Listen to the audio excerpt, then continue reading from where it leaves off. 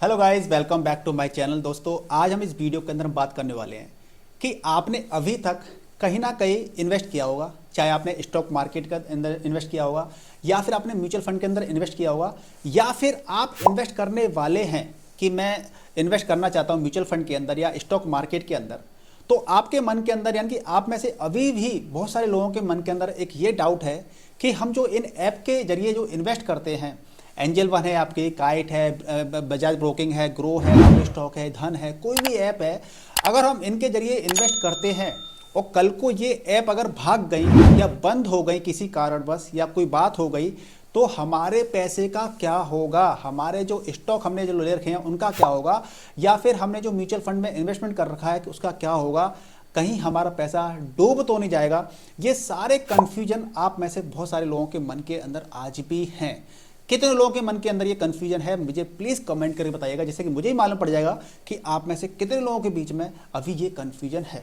तो ये आप आज आपका सारा कन्फ्यूजन दूर हो जाएगा कि आपके स्टॉक का क्या होगा, फिर आपके म्यूचुअल फंड इन्वेस्टमेंट का क्या होगा। जल्दी से इस वीडियो को लाइक कर दीजिए, शेयर कर दीजिए, शेयर उनके साथ कर दीजिए जो बाकी में वो भी कन्फ्यूज हैं, उनके साथ भी शेयर कर दीजिए, जिससे कि नॉलेज उनको भी मिल जाए।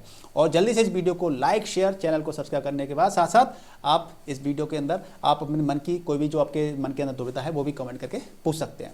तो देखिए, सबसे पहले हम बात करते हैं स्टॉक मार्केट की, कि जब भी हम किसी स्टॉक को हम बाय करते हैं, क्या करते हैं, जब भी हम किसी स्टॉक मार्केट में हम किसी स्टॉक के अंदर इन्वेस्ट करते हैं, बाई करते हैं, तो आजकल हमें अकाउंट कैसे ओपन करवाते हैं? ज़्यादातर डिजिटल फॉर्म में अकाउंट ओपन होते हैं, यानी डीमेटलाइज फॉर्म में आपके अकाउंट ओपन होते हैं।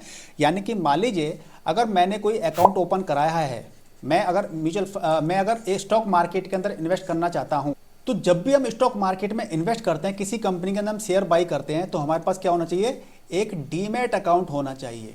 डीमैट अकाउंट के बिना हम शेयर मार्केट में इन्वेस्ट नहीं कर सकते।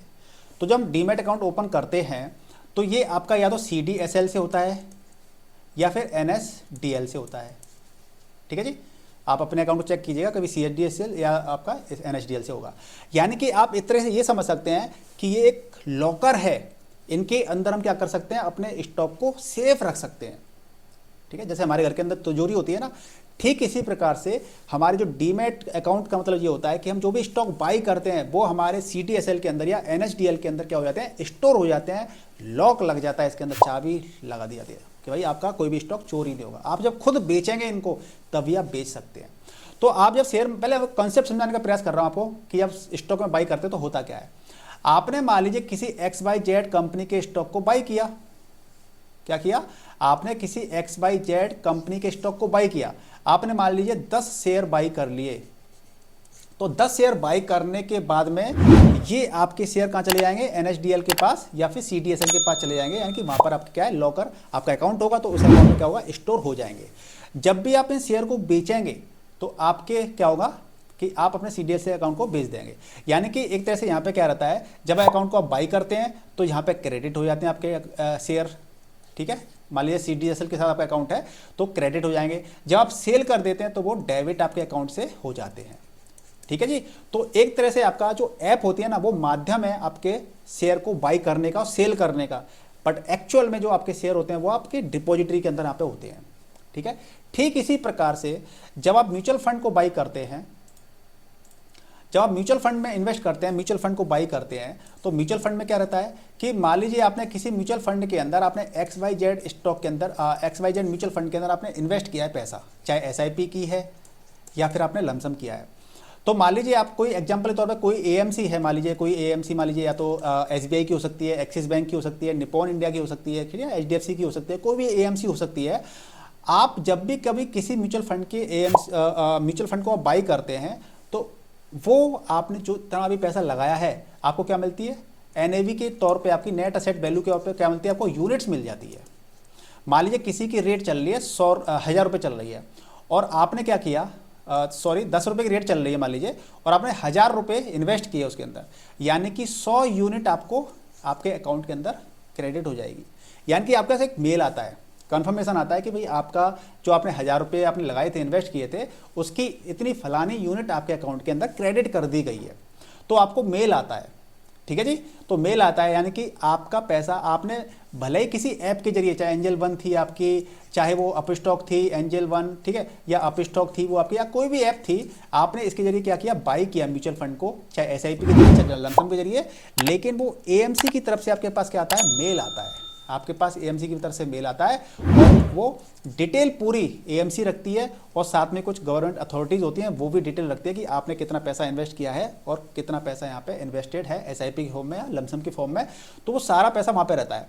अब कल को ये ऐप बंद हो जाए, भाग जाए, कुछ भी हो जाए, आपका पैसा सेफ है किसके पास, एएमसी के पास डिटेल है, और जो गवर्नमेंट अथॉरिटीज़ हैं उनके पास पैसा सेफ है। अब मान लीजिए आपने किसी एसबीआई का म्यूचुअल फंड बाई किया था एंजल वन के जरिए, एग्जाम्पल के तौर पे, मैं किसी को डिफेम नहीं करना चाहता, मैं आपको एग्जाम्पल देके समझाने का प्रयास कर रहा हूँ कि मान लीजिए एक एग्जाम्पल, एक केस ले लेते हैं रियल लाइफ का, जिससे कि आपको समझ में आ जाएगा। अब वो केस क्या है थोड़ा समझ लेते हैं, ठीक है जी।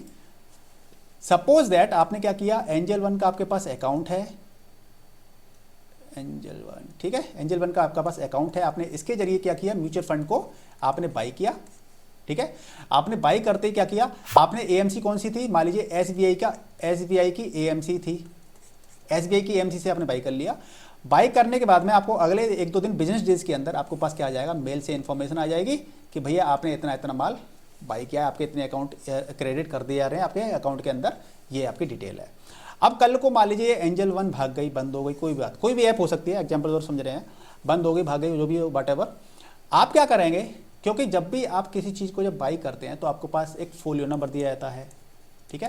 फोलियो नंबर कौन देता है, एएमसी देती है, तो उस फोलियो नंबर देती है, आपका आधार भी वहाँ पे लिंक होता है, ठीक है ना, एएमसी के साथ में आपका पैन कार्ड भी होता है, ये सारी जब डिटेल आपके पास हैं ऑलरेडी, तो आप इन तीनों डिटेल के साथ में आप किसके पास जा सकते हैं, आप अपनी एसबीआई की एएमसी के पास जा सकते हैं, रेस्पेक्टिव जो भी आपकी एएमसी है उसके पास जा सकते हैं, और कह सकते हैं कि भाई वो ऐप तो भाग गई, अब मुझे क्या करना है, तो वो आपको सारी डिटेल दे दे कि आपका पैसा सुरक्षित है, ये रहा।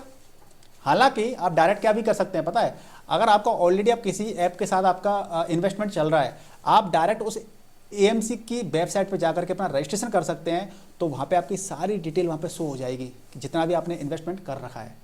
तो इसलिए घबराने की, टेंशन लेने की बिल्कुल भी जरूरत नहीं है, आपका पैसा सुरक्षित रहता है, सेफ हाथों में रहता है, एएमसी की पास डिटेल होती है, म्यूचुअल फंड का आपका डीमैट अकाउंट के अंदर डिटेल रहती है कि आपके पास कितने शेयर किस स्टॉक के पड़े हुए हैं। तो इसलिए बेफिक्र रह करके क्या करना है आपको, आप इन्वेस्टमेंट करते रहिए, अच्छे म्यूचुअल फंड के अंदर इन्वेस्ट कीजिए, अच्छे स्टॉक के अंदर इन्वेस्टमेंट कीजिए, बाकी चोरी चकारी के डर से मुक्त हो जाइए, ठीक है ना, कि ऐप बंद हो जाएगी, क्या हो जाएगा, व्हाटएवर, इसकी टेंशन नहीं लेनी है।